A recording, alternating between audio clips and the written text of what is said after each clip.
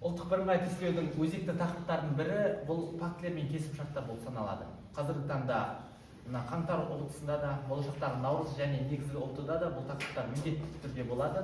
Солардың ішіндегі біз алғаш Бриан Келл фактісіне келеміз. Жалпы факті дегеніміз халықаралық құқықта уақытша келісімшарттарды факт деп атаймыз. 1928 жылы Бриан Келл фактісіне қол қойылды. Бұл фактіге алғашқыда 15 мемлекет қол қойған болатын. Бриан Келл деп аталуының басты себебі Францияның сыртқы істер министрі Бриан және Америка құрама штаттарының мемлекеттік хатшысы Келлоктың есімінен бұл факт Бриан Келл деп аталады. Бриан Келл фактісінің басты мақсаты болашақта соғыс ошақтарының барлығын тоқтату және ұжымдық келісімшартқа қол қою еді. Және де 1939 жылға қарай осы фактіге қол қойған елдердің саны күрт арта түсіп 63-ге дейін жетті. Ал қол қоюдан бас тартқан елдерде негізгі идеология фашизм менен тоталитаризммен тікелей байланысты болды. Екінші қарастыратын мәселеміз ол қарулануды шектеуге байланысты Лондон конференциясы. 1930 жылы Лондон конференциясының тарихта теңіздік қарулану конференциясы деп атайды. Конференцияға қол қоюдан бас тартқан негізгі мемлекеттерді біз Франция және Италия елдерімен байланыстырамыз. Бұл елдерге ерекше артық құқықтардың берілмеуіне байланысты екі мемлекет Лондон конференциясына қол қоюдан бас тартты. Енді сүңгуір қайықтар бойынша Жапония, Америка құрама штаттары, Ұлыбританияның күштері теңестірілді. Ал крейсер менен эсминцтерде Жапония басымдыққа ие болды. Өйткені Жапония жалпы 1942 жылға дейін Тынық мұхиты бассейніндегі негізгі күш, негізгі флот иесі болып саналды. Ал Ұлыбритания флоты менен Америка құрама штаттарының флоттары теңестірілген болатын. Енді келесі КСРО-ны мойындау мәселесіне байланысты ұлттық бірыңғай тестілеуде дәл осындай бір жирный сұрақ бар. Осының жауабы өте былайша айтқан кезде күрделі болып келеді. КСРО-ны мойындаудан бас тартқан жалғыз держава ол Америка құрама штаттары. Кеңес одағы 1922 жылдың 30 желтоқсанында құрылғандығын жақсы білеміз. Бұл мемлекет 68 жыл 361 күн өмір сүрген, көлемі жағынан әлемдегі ең үлкен құрлықтың 6/1 бөлігін алып жатқан мемлекет болатын. Сондай-ақ бітім шарттар мәселесінде Испанияға қатысты 36 жылы үлкен бір іс-шара ұйымдастырылды. Себебі 36-39 жылдары Испанияда азамат соғыс болып жатты. Фашизмді қабылдау және қабылдамауға байланысты. Испания ішкісіне араласпау келісіміне 27 ел қол қойған болатын. Бірақ десек те 1939 жылдан 1970 жылға дейін Испанияда фашизм үстемдік құрды. Генерал Франконың есімімен тікелей байланысты. Келесі Мюнхен келісімі 1938 жылы. Бұл келісім шарт бірінші кезекте Чехословакияның тағдырын шешіп кетті. Себебі Чехословакияда немістер өте көп тұратын Судет облысын Германия оккупациялау арқылы Чехословакияны дипломатиялық жолменен соғыссыз-ақ өздерінің құрамына қосып алды. Және Мюнхен келісіміне қол қойған 4 елдің басшыларына тоқталатын болсақ, Германиядан Адольф Гитлер, Италиядан Бенито Муссолини, Англиядан Невил Чемберлен және Франциядан Даладье. Мюнхен келісім шартына сәйкес сонымен қатар соғыс ошағының алғашқы іздері байқала бастады. 39 жылы Бухарест келісіміне Германия және Румыния қол қойып, Румыния болашақта антикоминтернді пактіге қосқан елдердің қатарына кіреді.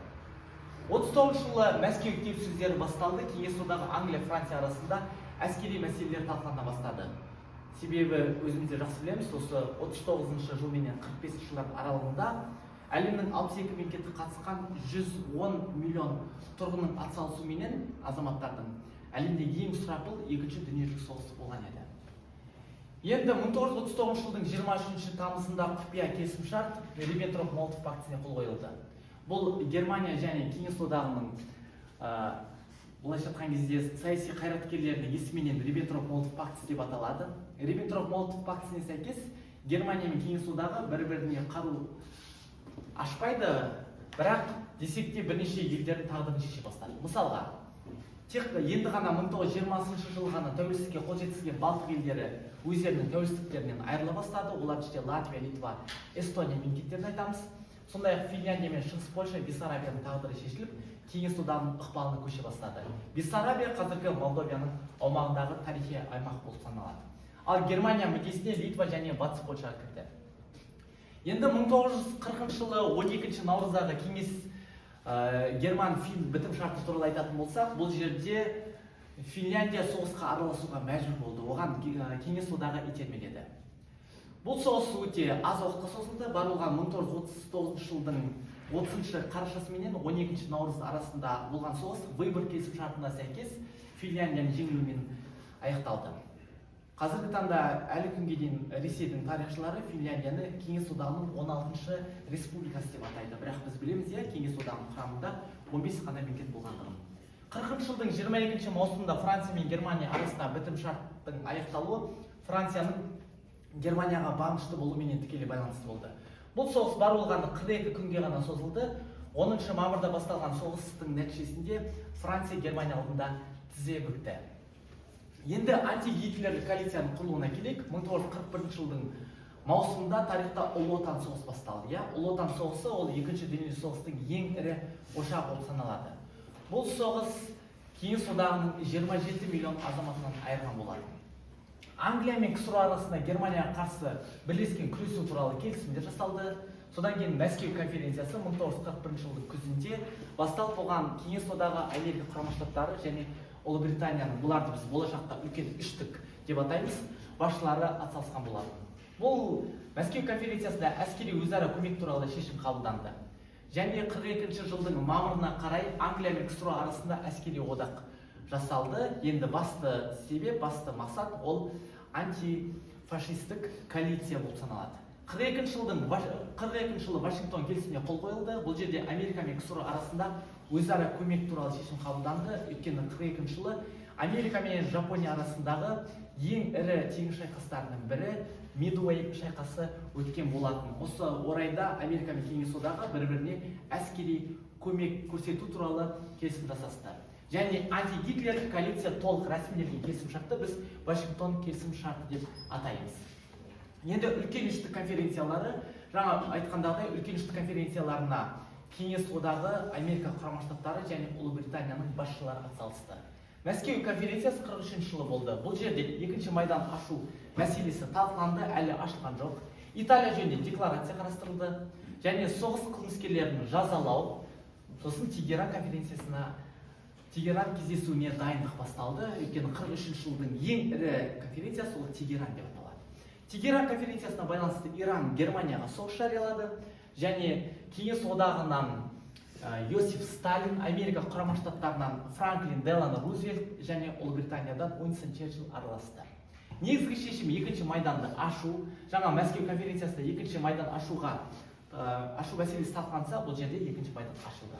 Және Францияның солтүстігі мен оңтүстігіне әскер түсіру туралы мәселелер қарастырылды.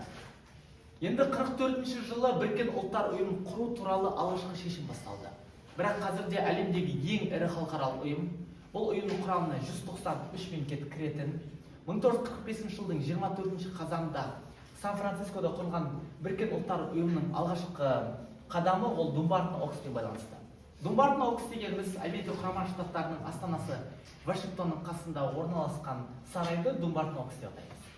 Бұл Думбартон Окста Біріккен ұлттар ұйымын құрудың негізгі құжаттары дайындала бастады және қатысушы 4 басты мемлекет, болашақта бұларды біз 5 мемлекет дейміз, өйткені 5-шісі Франция қосылып, қауіпсіздік кеңесінің тұрақты 5 мүшесі пайда болады. Думбартон Окста олар әлі де болса Кеңес одағы Америка құрама штаттары, Ұлыбритания және Қытай ғана болған еді. Енді 44 жылдың екінші ірі келісімін Бреттон Вудс деп атаймыз. Бреттон Вудс келісіміне 44 мемлекет араласып, әлемдік қаржы және сауда жүйесі реттелді. Бұл бойынша болашақта GATT дейміз, немесе оны дүниежүзілік сауда ұйымы және халықаралық валюта қорының алғашқы қадамдары осы Бреттон Вудспен байланысты.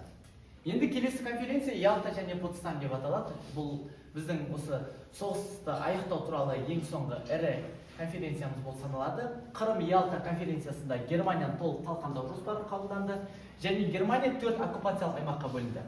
Бұл орайда қандай 4 мемлекет? Олар Америка құрама штаттары, Франция, Ұлыбритания және Кеңес одағы. Ал сондай-ақ Францияны ұлы державалар қатарына қосты. Болашақта жаңа айттық, қауіпсіздік кеңесінің 5-ші мүше мемлекеті болады. Репарация 20 миллиард доллар төлеу керек, оның тең жартысы Кеңес одағына төлеу қажет болады, яғни 10 миллиард долларды. Кеңес одағының Жапония қарсы соғысқа араласу мәселесі Ялта конференциясымен байланысты. Кеңес одағы мен Жапония арасында соғыс бар болғаны 24 күнге ғана созылды. Енді Ең сұрапыл соғыстың қорытынды конференциясы Потсдам конференциясы деп аталады. Бұл Германия аумағындағы өткен конференция. Германияны толық қарусыздандыру мәселесі қарастырылды. Демократияландыру және денацификация. Денацификация дегеніміз ұлттық пиғылдағы барлық әрекеттерді жою, әсіресе фашизммен күресу. Және Польшаға Данциг пен Пруссияның бір бөлігін беру. Данциг дегеніміз қазір Гданьск деген қала, кезінде Данциг деп аталды. Және ұлтшылдықты жою, бейбіт тәртіпті орнату. Міне оқушылар, талапкерлер жалпы келісімшарттар мен конференциялардың ең негізгі мәселелері осы болып саналады. Біз әлі болашақта бұл аталмыш тақырыпқа байланысты тест жүргізетін боламыз.